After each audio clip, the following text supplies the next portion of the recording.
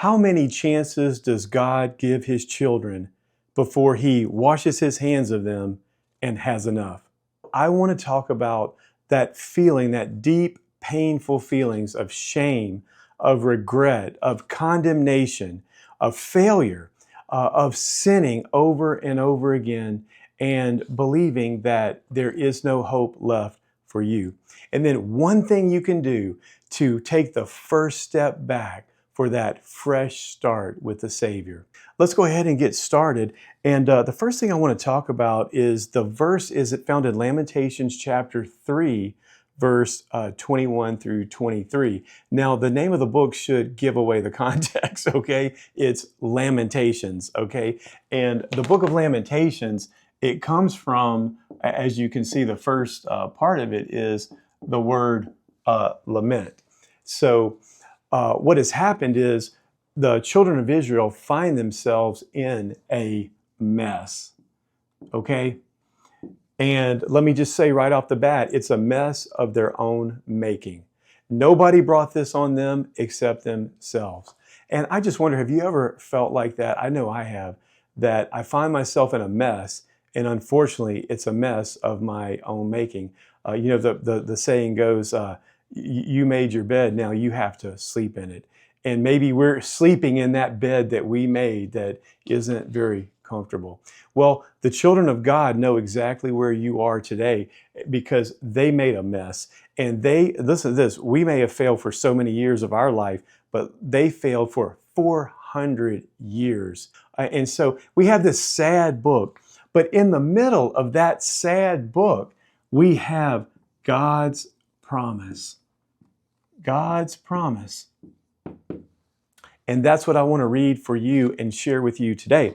Now, I have a part of that promise is in my house. My wife has hung this very sign, and it says, "Morning by morning, new mercies I see."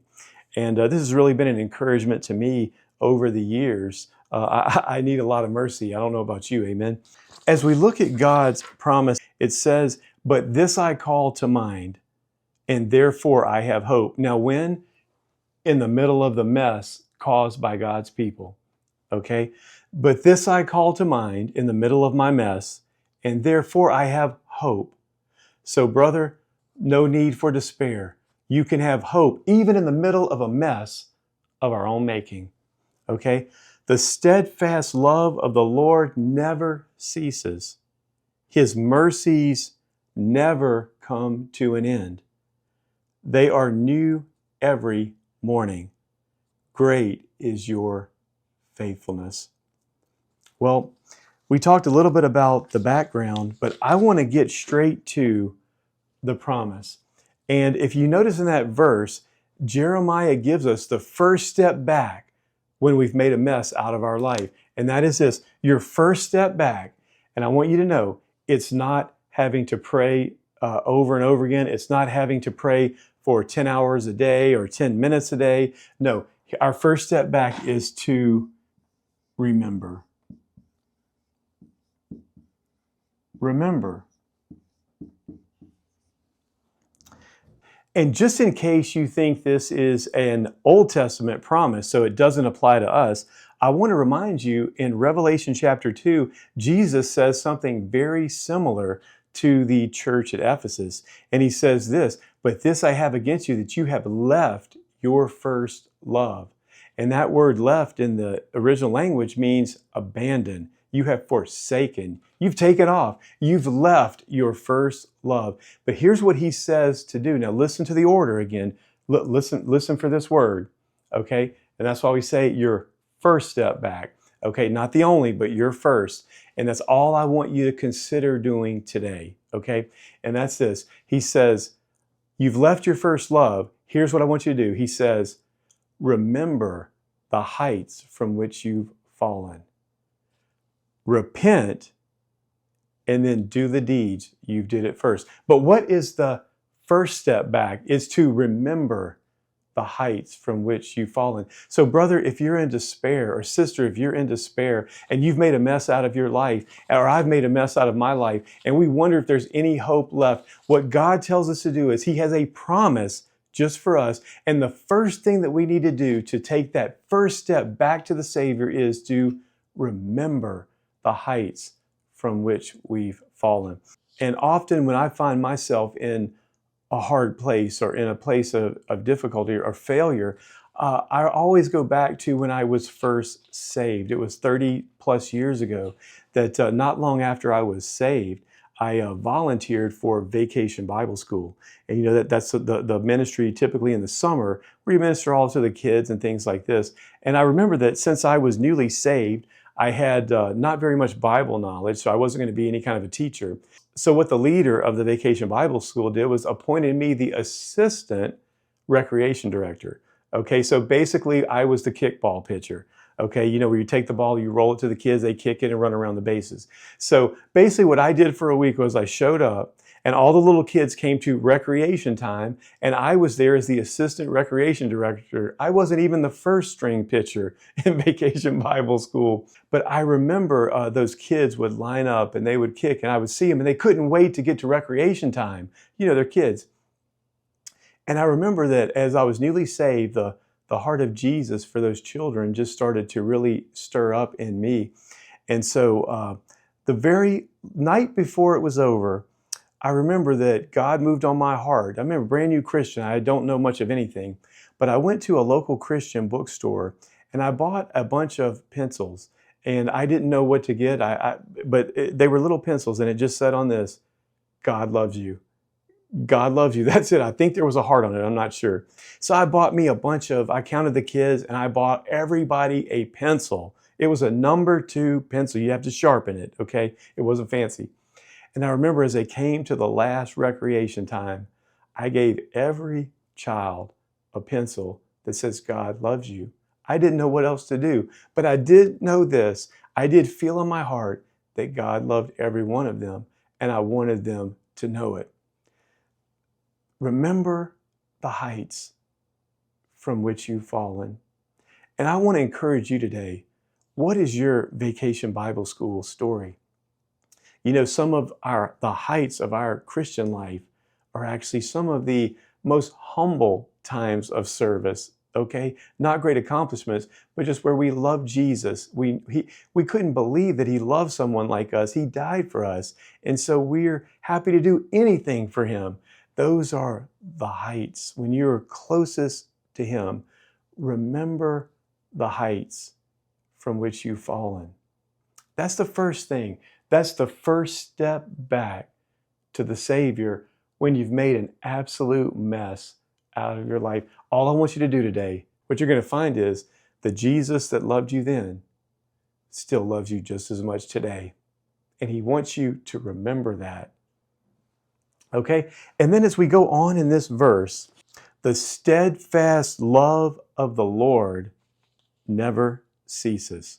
His mercies never come to an end. And what you're going to see in this promise is going to be based on the heart and the character of God. You're going to have the people's failure, the people's ruin, literally in ruins. But what you're going to see overwhelming is the sunrise of God's character shining through in this promise to His people and also to us here today. So the first thing is God's love. And the word here in the original language is hesed.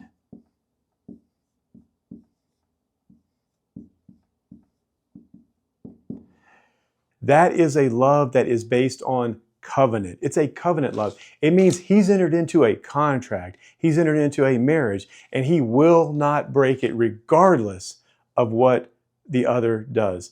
They may break faithfulness with Him, but He will not break His love for them.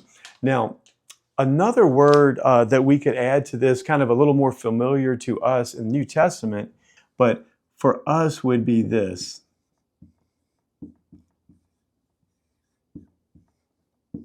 That's the kind of love that God has. Agape love is this. It's love that is based on the commitment of the giver, not based on the merit of the receiver.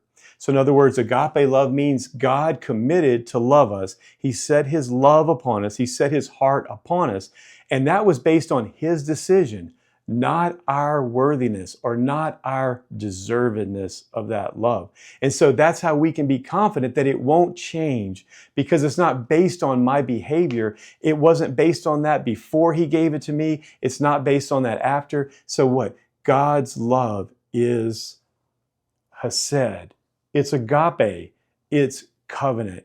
And so in the biggest mess of your life, okay, God's love never changes. It says here, let me read it again. The steadfast love of the Lord never ceases. And then the next word that I want to cover is mercy. His mercies never come to an end. They are new every morning. Every morning. So when the sun comes up, you ought to think about the mercies of God have come up with them. The second thing is God's mercy. In the Hebrew word, it's chadash. It doesn't mean new in time necessarily or only. What it means is new in quality. Every morning, he has fresh mercies for you. Fresh mercies for me. Despite the mess of yesterday, or that we're in today, the bed of our own making that we're sleeping in, despite that, his mercies are fresh. Yes, they're again in time the next day, but they're fresh and new and full, nothing lacking. An easy way to understand mercy that I found is this. Grace is God giving us what we don't deserve. Mercy is God not giving us what we do deserve. Let me say it again. Grace is God giving us what we don't deserve. Mercy is God not giving us what we do deserve. And one thing that I want to say that I thought of for this video was, when we think about the mess that we get ourselves into, one thing we can be certain of, however bad it may seem, it's not as bad as it should be. Can I say that? As bad as it may feel and as bad as it may truly be, it's not as bad as we deserve. Why? Because God has not given us what we deserve. He gives us mercy. And then the last word of this promise that he speaks is this: great is your faithfulness.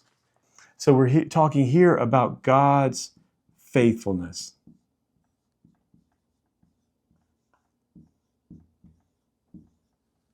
Notice what he doesn't say. He doesn't say great is your faith, or great is my faith, or even great is our ability to bounce back and think positively or speak positively. No, what he says is this. He says, great is your faithfulness. Great is thy faithfulness. And even in the New Testament, Paul says, when we are faithless, he is faithful. Do you notice here that these characteristics basically represent God's heart? That in this promise, it's not just a promise of something God's going to do. It's the promise from who God is in his heart, in his character. He is love, he is mercy, and he is faithful. And when we've ruined our life, we'll find a promise not just in the Word of God, but in the very heart of God, in the very person of God. He is that promise in his covenant love to us. So that brings us to the big question: how many chances do I have left? So chances left.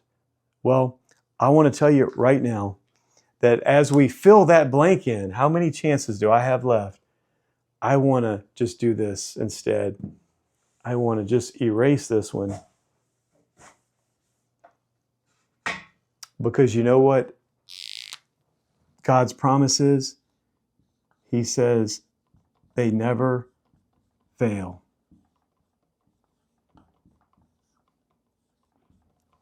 His mercies are new every morning. As long as you have breath, there is hope for you.